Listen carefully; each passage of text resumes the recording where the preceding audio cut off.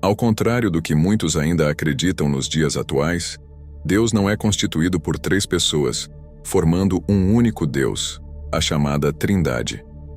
Esse conceito foi introduzido por Tertuliano no início do século III e foi adotado pela Igreja Católica Romana, passando também para o protestantismo. Embora alguns recorram a passagens das Escrituras, como o batismo ordenado por Jesus em Mateus 28, para apoiar a ideia da Trindade, uma análise mais aprofundada das Escrituras revela que não há base bíblica sólida para tal doutrina. Observando as visões de santos homens de Deus como em Isaías 6, Ezequiel capítulo 1, Estevão em Atos dos Apóstolos e João em Apocalipse 4, é notável que em todas elas, apenas um único trono é visto no céu, e apenas uma pessoa se assenta nele. Por exemplo, na visão de Estevão, ele vê o Senhor, o Pai, assentado no trono, e descreve também a imagem de Jesus à sua destra. Em nenhuma passagem bíblica o Espírito é visto como uma pessoa individual, agindo como se fosse de fato uma divindade distinta do Pai e o do Filho. Mas alguns podem dizer, por ser um Espírito ele não pode ser visto. Porém, quando analisamos, por exemplo, os anjos, eles também são seres espirituais, mas ainda assim são vistos. E até mesmo o próprio Jesus, quando ainda era chamado de Verbo antes de ser feito de carne como homem, também podia se manifestar visivelmente em certas ocasiões. Mas por que somente o Espírito nunca foi visto visivelmente? Outros podem apelar para a descida do Espírito em forma de pomba, quando Jesus foi batizado no Rio Jordão, mas isso será explicado logo em seguida. No entanto, é provável que alguns ainda tentem fundamentar a doutrina da Trindade com textos isolados, sem considerar o contexto mais amplo. Além disso, é importante observar a ocultação de termos presentes nos textos gregos originais que foram omitidos nas traduções modernas. Um exemplo significativo ocorre no Evangelho de Mateus, quando Jesus é batizado por João Batista. O texto descreve que, ao ser batizado no Rio Jordão, o Espírito Santo desceu em forma de pomba sobre a cabeça de Jesus. Contudo, nas versões dos textos gregos mais antigos, a expressão utilizada é diferente, dizendo: "E o Espírito do Santo desceu sobre ele em forma de uma pomba", o que altera o sentido original do texto. E esse termo se repete por inúmeras outras vezes em vários textos escritos pelos apóstolos no Novo Testamento, e que certamente no futuro farei um vídeo mostrando cada um deles. É um fato que ambas as expressões aparecem nas Escrituras, dependendo do contexto em que foram utilizadas pelos escritores.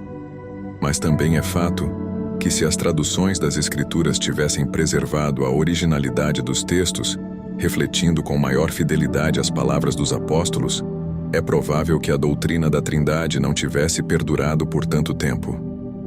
Mesmo que alguns tentem desacreditar essa informação, é fato que, se nossas Bíblias utilizassem o termo Espírito do Santo, em vez de Espírito Santo apenas, muitos já teriam se libertado desse equívoco.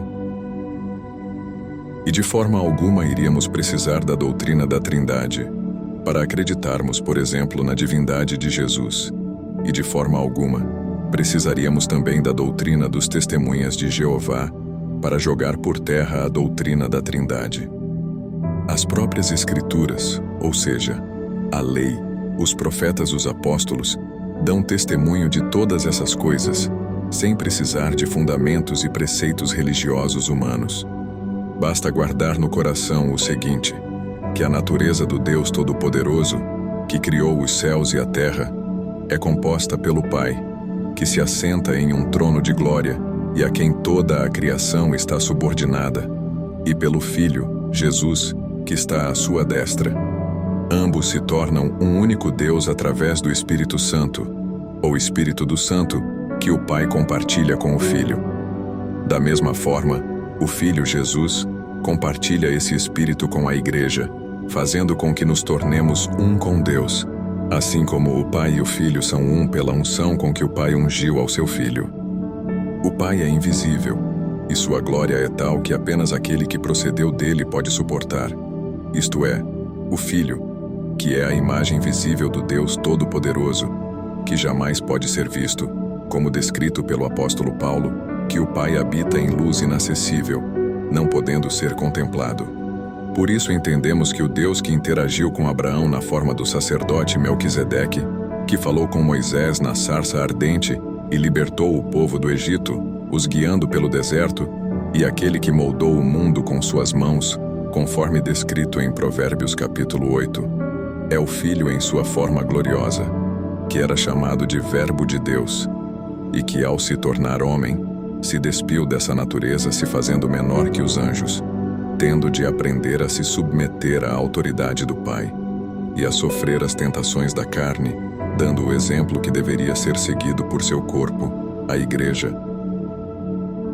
Por isso o Pai ungiu o Filho com seu Espírito no batismo, e ele, recebendo a unção de poder do Espírito do Pai, que procedeu do trono onde ele está assentado, tornou o Filho herdeiro de toda a criação, e tudo foi submetido a seus pés. E é através desse Filho, Jesus, que temos acesso ao Pai, por meio do Espírito que ele recebeu de seu Deus e Pai, tornando-nos todos um com Deus, e Deus em todos. E este é o outro Consolador que o Senhor Jesus prometeu que enviaria ao mundo, a unção de poder que ele recebeu da parte de seu Deus, e que agora, da mesma maneira, compartilha desse poder com toda a sua noiva, a Igreja. Isso tornou ao Senhor Jesus como mediador entre Deus, o Pai, e os homens, sendo ele o sumo sacerdote eterno. E para resumir todas as minhas palavras e assim fundamentando toda a verdade das Escrituras, podemos considerar que Deus, na verdade, são duas pessoas distintas, sendo o Senhor Deus, o Todo-Poderoso, o Pai, que criou todas as coisas, chamando à existência aquilo que ainda não existia, e a quem tudo e todos se submetem diante de sua autoridade. E o Filho, Jesus, que é eterno assim como o Pai, e é Deus da mesma forma que o Pai. Já o Espírito Santo, ele procede do próprio Pai, sendo uma emanação de sua natureza divina, a qual ele concedeu ao seu Filho. Assim, o Filho atua como mediador entre Deus e os homens, como diz o apóstolo Paulo na sua primeira carta para Timóteo, no capítulo 2, verso 5. Poderia até mesmo afirmar que o Pai é superior ao Filho, e isso não é de maneira alguma uma heresia. De fato, mesmo Jesus, sendo Deus, ele afirma repetidamente que o Pai é o seu Deus, conforme evidenciado no livro do Apocalipse, mesmo quando já se encontrava em estado eterno e glorificado. E somente quando examinamos as Escrituras com uma consciência esclarecida é que alcançamos tal entendimento, sem as limitações ou influências de doutrinas religiosas que possam nos acusar, e não buscamos simplesmente identificar textos isolados que por algum motivo possam parecer tratar da Trindade. E concluo aqui minhas considerações, na esperança de que o assunto tenha sido esclarecido da melhor forma possível, mesmo que resumidamente. Reconheço que este tema é bastante vasto, e se assim o Senhor permitir, realizaremos mais estudos sobre este assunto em um futuro próximo abordando textos e contextos das Escrituras. Que Deus abençoe a todos.